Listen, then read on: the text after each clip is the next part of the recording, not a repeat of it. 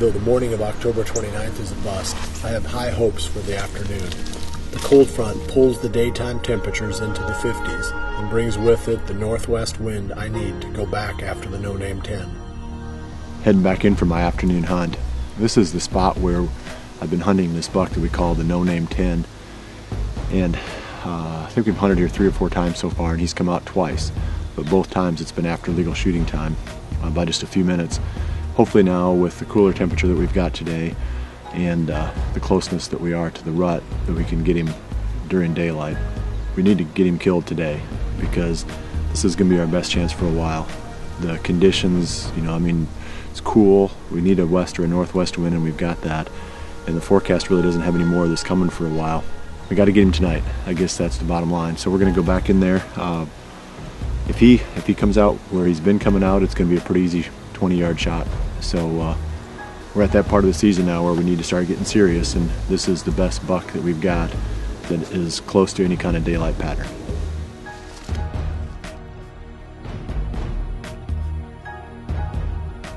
Just 4 miles away, Scott Prucha heads to his blind. It's October 29th and we're headed out for our afternoon hunt.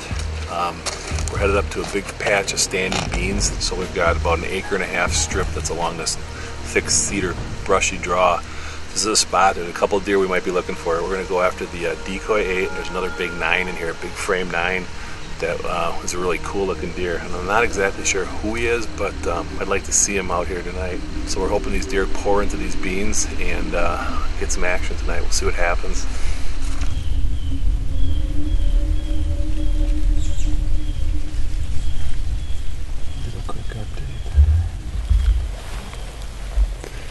You ready? The buck we're after just popped out on the other end of the field, and unfortunately Greg was swapping batteries on the camera. He didn't want to take any chances that as we got later into the evening that we might have a battery issue on the camera. Of course, right during that 30 seconds or so that he had the battery out, putting the other one in, that 10-pointer jumped out of the brush from the left, ran that doe off, and then went into the brush on the right. So had a fleeting glimpse of him, probably about 15 seconds or so, 10 seconds, but he looked really good. He's a little bit bigger than what I thought. From the trail camera pictures, he didn't look that good, so it was encouraging at least to see that buck. So I think he'll be back out. This is where they want to be. They want to be in this little opening out to my left here, and at some point I expect to see that doe, and behind her will be that buck, or that buck will pop out on his own.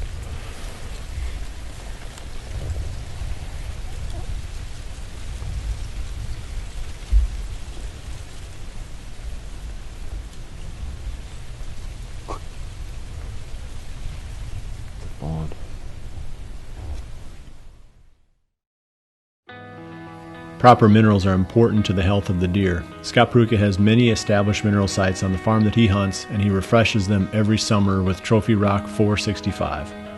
This product works great in established mineral sites.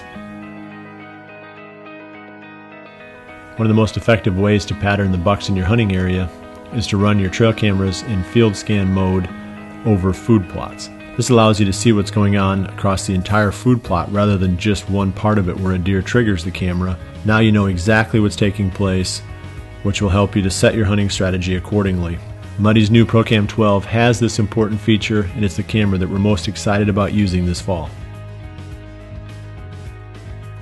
I've been shooting Hoyt bows almost exclusively since 1995 or 6, I believe. And one of the main reasons is the fact that Hoyt has its roots in the target bow side of the industry. So that emphasis is carried over even as they've become more and more aggressive and their hunting bows have picked up a lot of speed. Accuracy is still number one at Hoyt.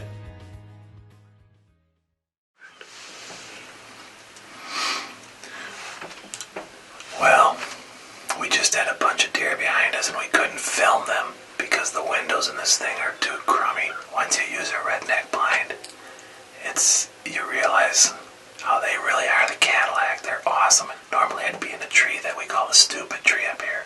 It got its name years ago when Kirk was down here hunting on a different part of my farm, and he could see this is actually basically the highest spot on the whole farm, and he could see this spot, and he'd said every deer that crossed up here crossed right by that stupid tree.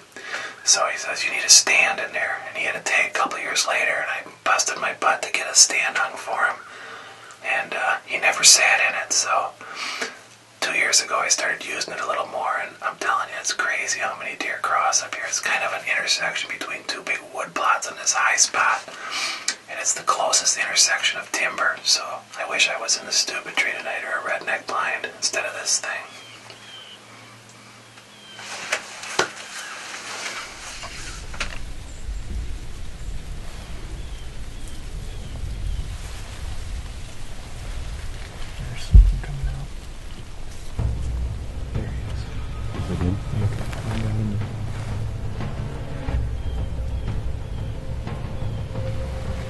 He looks pretty good, doesn't he? I'm guessing he'll be over here pretty soon. If he sees that doe off to our right, he's going to come over here pretty quick.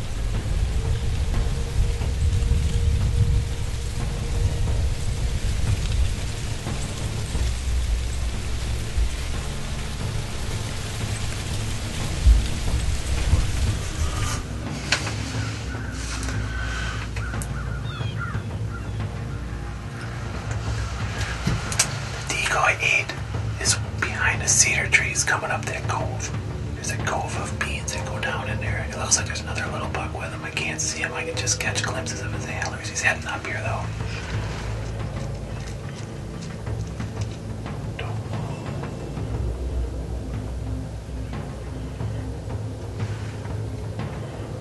That's it.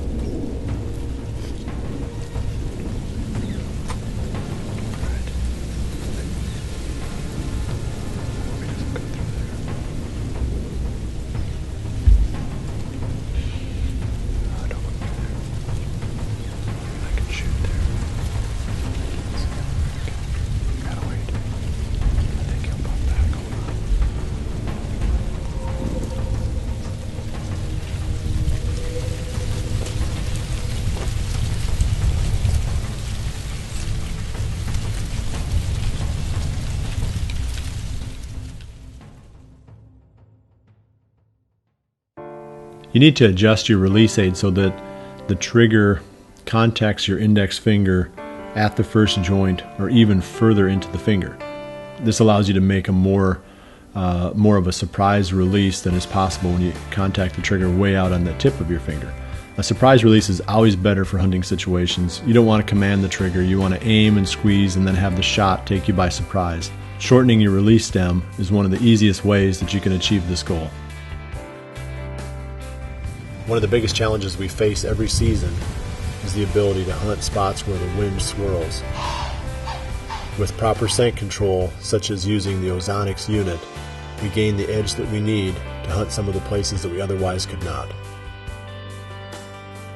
I started in the hunting industry as an outdoor rider way back in 1991, and since the start, I've been using Realtree camouflage. And the main reason is when you're in a tree stand, you're on the front of the tree usually, and the deer can see you up there if you aren't well concealed. The Realtree patterns are open enough that they blend into a wide range of backgrounds, which allows me to stay hidden even when you've got wary deer within close range. I've been shooting the fuse sight since 2008. Pins are super bright, extremely well protected and durable. I've never had a pin break, even though I drag my bow through all kinds of brush, and I can't say that about some of the inferior sights I've used over the years. Fuse sights are bright, durable, and accurate, and there's not a whole lot more I can ask for from a sight.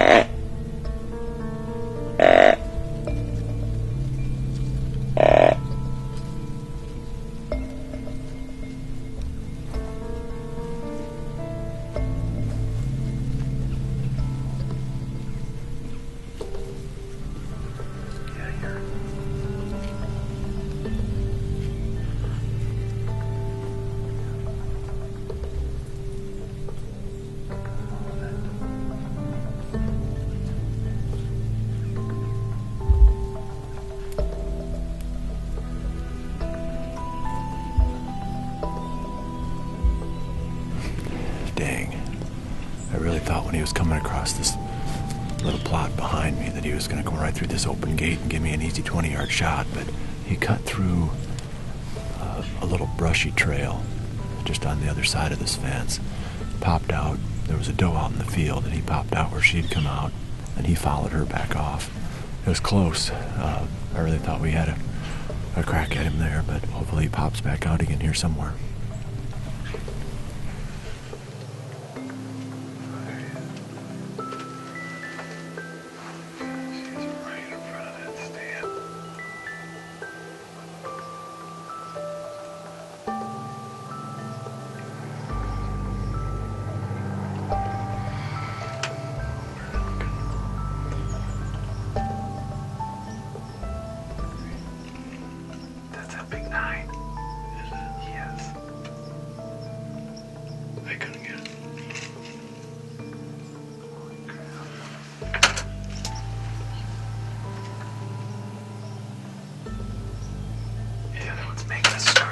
Stupid tree on the right side, right over the top of that one. I can see the branches swinging up there. Yeah. Get them both on video.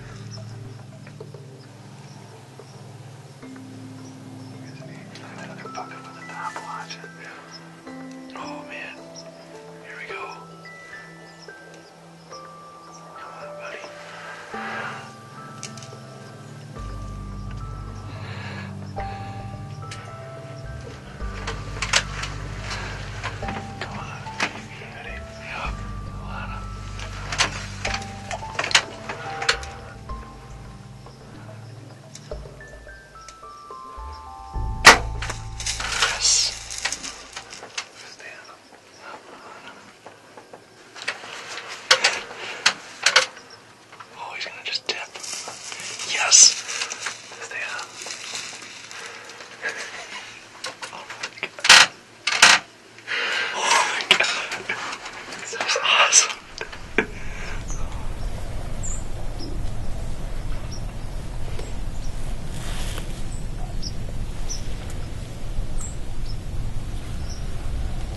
On the next ridge, isn't it?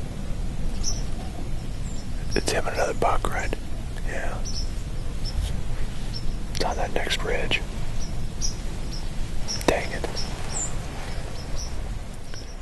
He hasn't come back out yet.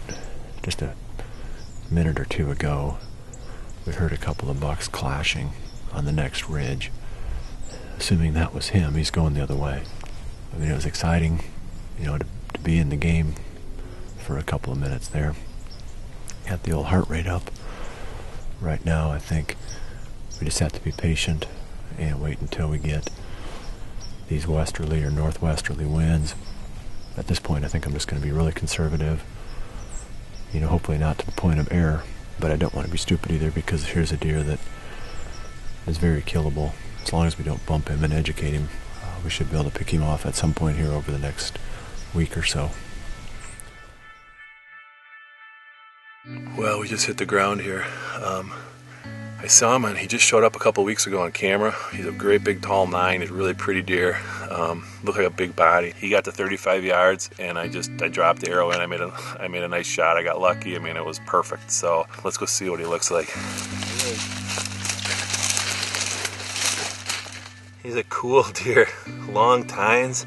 But what a cool deer. He just showed up on the farm. One of the last camera pulls a couple weeks ago. I think we even talked about him on the way in today, just saying that he was another deer that was starting to show up here along with that decoy 8 that we almost shot tonight too. I mean, he's just a stud of a deer too, just another tank body deer. I think another thing that helped us actually tonight is, we've been trying to hit these October cold fronts. We've been trying to, do it when the wind's right as we always do, but these deer weren't pressured. I mean, they were just milling around like not a care in the world tonight.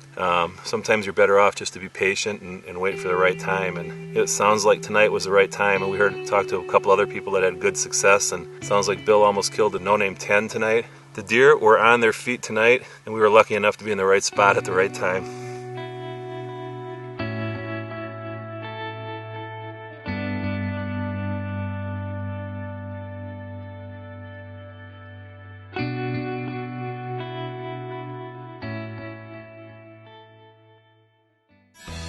The company that we go to get our outerwear is Cabela's. With all the years of experience that they have in the garment and apparel market, they're an obvious choice. Cabela's makes a wide range of outerwear, so you'll be able to find exactly what you're looking for the way that you hunt. Redneck's bail blinds are extremely portable. You can move a redneck bail blind into a field as soon as the farmer finishes combining the grain in that field. This has proven to be extremely effective for us. The equipment pulls out, they come out that evening to see what's going on, they see that bail blind sitting there, they don't think anything of it. Being extremely portable allows you to take advantage of this, so you can always stay one step ahead of the action. This is a little product that we use all the time on the public land, and it's the muddy climbing sticks with the rope cam system.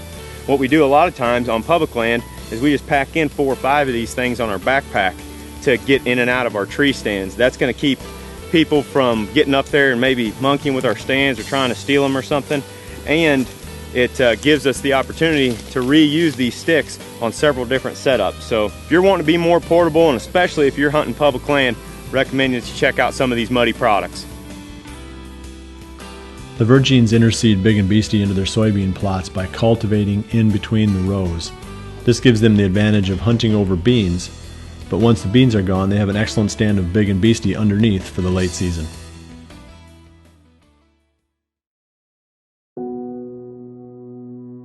The best hunting of the entire season often occurs during the passage of these late October cold fronts. Eric Barber killed this morning. I had a very close encounter with the no-name 10. Scott Prucha killed a great buck.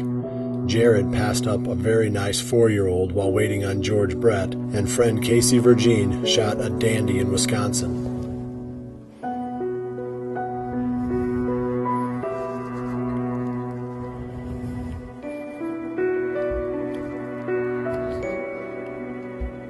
Yeah.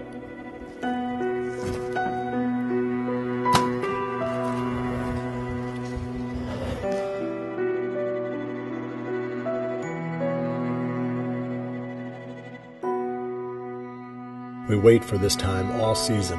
The calendar will soon flip to the magical month of November. We have now previewed the kind of action the rut can produce, and it has left us addicted. Like junkies, we search for the next fix as we keep chasing November.